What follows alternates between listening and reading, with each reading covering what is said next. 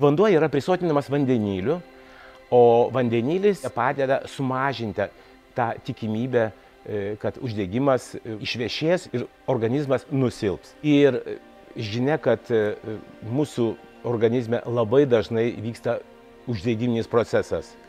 Peršalimai, tai yra uždegiminis procesas. Onkologiniai susirgimai, tai yra irgi uždegiminis procesas. Moksliniai tyrimai parodė, kad vandenilio prisotintas vanduo gali turėti teigiamą poveikį žmogaus sveikatai. Pagrinde veikia kaip antioksidantas, silpnina ligų simptomus, gali būti kaip prevencinė priemonė nuo tam tikrų ligų ir bendrai stabdo ląstelių senėjimą. Ryte, kai atsikeli, tai pirmiausia, ką norisi tiesiog išsiplauti vidų. O kaip tu tą vidų išsiplausi? Tik tai gerdama. Tai vad kokį tu vandenį geri. Nes kai yra vanduo prisodrintas būtent šito vandenilio, jis kažkoks minkštas. Toks įspūdis, kad tu išplauni, kaip be nuriebinto indus išplautum, bet nekenkia nei rankom, nei organizmui. Kadangi molekulinis vandenilis yra jisai smulkia molekulinis, jis yra skvarbus, tai jisai gerai prasiskverbia pro odos sluoksnius. Tai ir toks kaip natūralus antioksidantas.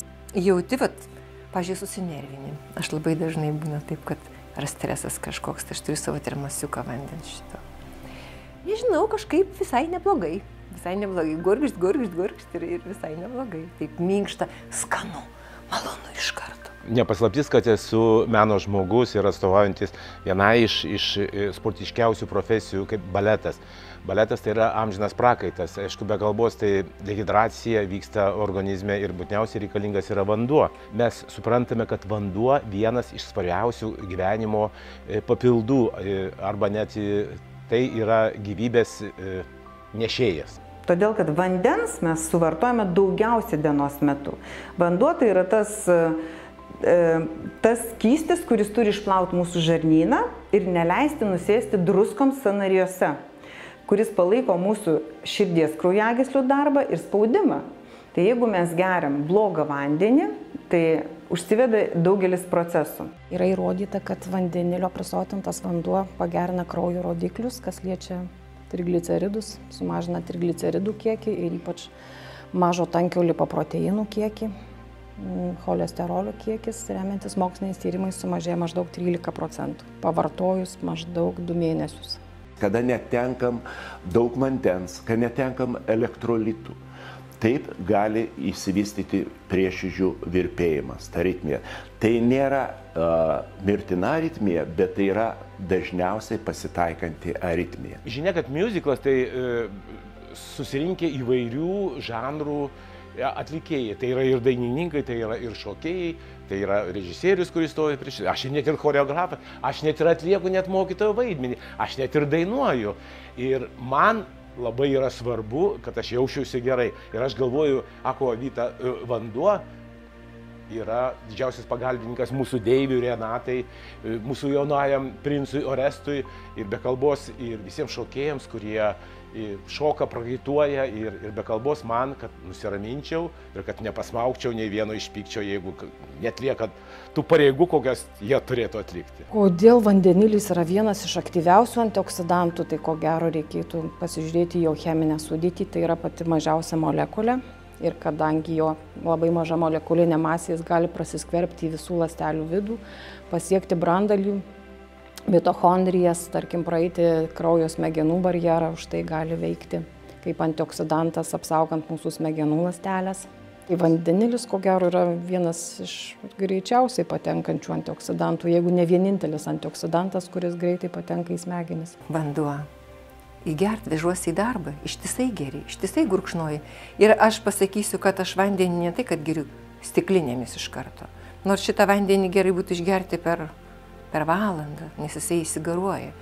Tas dovanas, kurias turi, jos išgaruoja. Ten vėl atgal sugrįžta, galima sakyti, į dangų. Lietuvoje yra neblogas vanduo, bet šitas, negalima sulyginti gero dalyko su fantastiniu. Taip pat? Ir aš galvoju, kad vanduo tai vienas iš svarbiausių komponentų, kuris padeda ne tik tai šokėjams, bet ir dainininkams ir aktoriams pajusti tą lengvumą, kaip tu nurysi tą išvalytą vandenį ir nuo visokių metalo nuosėdų, nuo bacilų.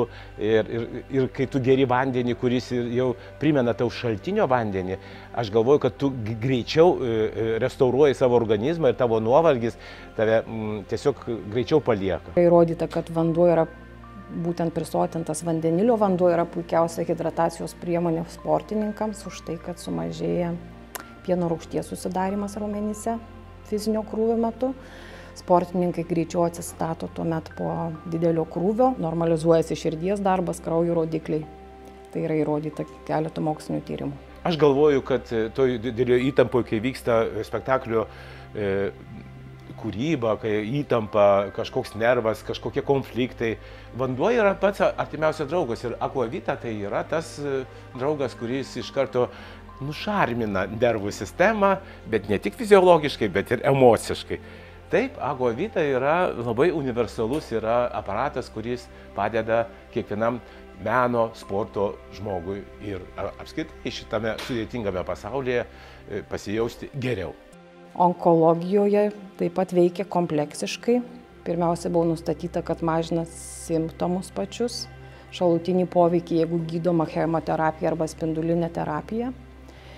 Bet yra įrodyta, kad šiek tiek ir skatina pačių vėžinių ląstelių apoptozę ir intensyvina pačius organizmo endogeninius fermentus, kurie būtent veikia antikancerogeniškai. Visos ląstelės, biocheminės reakcijos vyksta vandens pagalba. Visas žmogaus, jeigu mes viršų kūno tai nuplaunam su vandeniu, tai tas pats viduje. Mes turim irgi išsivalymas vyksta per vandenį. Man svarbu, pažiūrėjau, kokiu vandeniu plaunu galvą, plaukus, kokiu vandeniu plaunu. O šitas vanduo yra... Šitas vanduo yra minkštas, išvalantis ir plaukai kitaip atrodo, gyvi, minkšti. Ir tikrai buvo patvirtinti tyrimai, kad vandenilio prisotintas vanduo turėjo teigiamos įtakos lėtinių priešuždegiminių ligų simptomams mažinti. Ir yra tyrimai, kada atliekami mažinti žmonių amžėjimo požymius, odos senėjimo, fotosenėjimo požymius. Aišku, yra priešuždegiminis veikimas, irgi toks labai ryškus. Ir čia vėlgi uždegimo mažinimas būtų. Ar tai atliekant cheminius pilingus, kokias invazinės kosmetologinės procedūras, kaip dirginimo, kaip uždegimo mažinimas.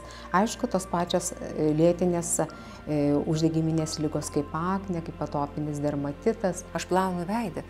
Ir šito vandeniu pačiam gale plaunu, nes pirmiausia nusivalai visas pudras, visus tušus, čia ilgas, sunkus darbas, va. O po to norisi, atrodo, nuplaut veidą taip, kad lyg tai kremo nereikėtų. Va. Nusiplauni ir kvėpuoja tas veidas, švarus, be nieko, nuogas. Tai yra labai svarbu. Žinot, aš springstu tiesiog iš to vidinio jaudulio, nes čia tiek tų visokių pozicijų yra, čia taip tas aparatas toks yra universalus. Tarkim, vat jūs ryte atsibudot, jo, ir dabargi sakoma, kad reikia vandenį gerti truputėlį pašildytą. Prašom, pozicija. Ryte, kai aš atsikeliu tokia pusiau miegantį, ateinu iš miegamojo, sapnuojantį, tai automatu, bet va paspauskim, pasižiūrėkit. Va, matot, 48. Tai neverdantis, toks pakankamai gerai šiltas vanduo. Reikėjo įprasti, bet šiaip tai man patinka šiltas vanduo. Jeigu jūs norite kavai yra tam tikras laipsnis padarytas. Arbata, prašau, išlieka iš karto arbatos visi gerieji skoniai, neužkaitinama taip, kad tik spalva ir viskas išdega. Ne, jisai aparatas protingai viską daro. Aš, pavyzdžiui, nemėgstu verdančio vandens ir kavos nemėgstu užsipilti verdančių vandenių. Man patinka toks kava 95 arba ta 90. Čia gali nusistatyti. Ir tas yra labai gerai. Čia pats karščiausias yra. Žinot kodėl? Košytė, va. Aš avižų košę kiekvieną rytą, žinokit, valgau. Užsipilu ir košytę. Aparatas draugas. Moksliniai duomenys teigia, kad vandenilio prisotintas vanduo tinka visiems žmonėms gerti kasdien. Bet jeigu tu gali, kaip sakoma, paimti savo rankas gyvenimo bent mažytę dalelę ir ją pradėti tvarkyti, tai žiūrėk, žingsnelis po žingsnelio, gurkšnelis po gurkšnelio ir kažkas tai vyksta, tie stebuklingi dalykai. O kadangi tas aparatas toks protingas, tai yra didelis džiaugsmas, bet kai tu žinai, kad tas vanduo yra prisodrintas, yra vandeniliu, tai tu jį geri dar kitaip. Kiekvieną kartą su kiekvienu gurkšniu tu galvoji, kad tu tampi vis sveikesnis ir sveikesnis.